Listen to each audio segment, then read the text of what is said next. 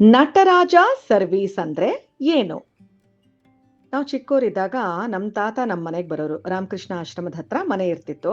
ತಾತ ಹೇಗ್ ಬಂದೆ ಅಂತ ಕೇಳಿದ್ರೆ ನಟರಾಜ ಸರ್ವೀಸಿಂದ ಅನ್ನೋರು. ಏನ್ ಹಾಗಂದ್ರೆ ಅಂದ್ರೆ ಅಯ್ಯೋ ನಡ್ಕೊಂಡ್ ಬನ್ನಮ್ಮ, ಚಾಮರಾಜಪೇಟೆಯಿಂದ ಇಲ್ಲಿಗೆ ಯಾರು ಬರ್ತಾರೆ ಬಸ್ಸಲ್ಲಿ ಆಟೋದಲ್ಲಿ ಅಂತ ಕೇಳೋರು. ಸೊ ನಟರಾಜ ಸರ್ವೀಸ್ ಅಂದ್ರೆ ನಡೆದುಕೊಂಡೇ ಹೋಗೋದು ಅಂತ ಅರ್ಥ.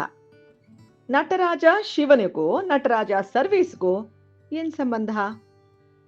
ಈಗ ನನಗೊಂದು ಹೆಸರಿದೆ, ನಿಮಗೂ ಅದೇ ಥರ ಒಂದು ಹೆಸರಿದೆ. ಪ್ರಪಂಚದಲ್ಲಿ ಹುಟ್ಟುವ ಪ್ರತಿಯೊಬ್ಬರಿಗೂ ಒಂದೊಂದು ಹೆಸರಿದೆ. ಬರೀ ಮನುಷ್ಯರಿಗೆ ಅಂತಲ್ಲ, ಅಂಗಡಿಗೆ ಹೆಸರಿರುತ್ತೆ, ಕಂಪನಿಗೆ ಹೆಸರಿರುತ್ತೆ.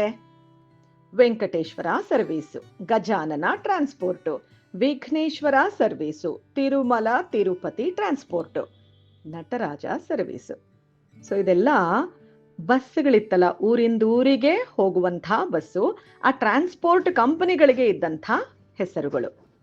ತುಂಬ ಸಲ ನಟರಾಜ ಸರ್ವಿಸ್ ಬಹುಶಃ ಹಳೇದಾಗಿತ್ತು ಅನ್ಸುತ್ತೆ, ಬಸ್ಸು ರಿಪೇರಿ ಮಾಡಿಸ್ತಾನೋ ಇರ್ಲಿಲ್ವೇನೋ ಗೊತ್ತಿಲ್ಲ, ತುಂಬ ಹಳೆ ಕಥೆ ಇದು. ಸೊ ಬಹಳಷ್ಟು ಸಲ ಬಸ್ಸು ಕೆಟ್ಟ ಹೋಗಿ ಎಲ್ಲಂದ್ರಲ್ಲಿ ನಿಂತು ಹೋಗೋದಂತೆ. ಆಗ ಬಸ್ಸಲ್ಲಿ ಕೂತೋರೆಲ್ಲ ಏನ್ ಮಾಡ್ಬೇಕಾಗಿತ್ತು?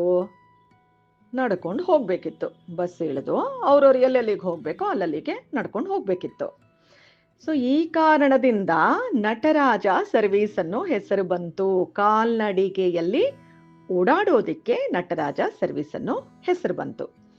ಇದಕ್ಕೆ ಇದೇ ಥರ ಇನ್ನೊಂದು ಹೆಸರಿದೆ, ಸಿಮಿಲರ್ ಆಗಿರೋಂಥ ಹೆಸರು. ಯಾವುದು ಅಂದ್ರೆ ಉಧೋ ಲಕ್ಷ್ಮಣ ಅಂತ.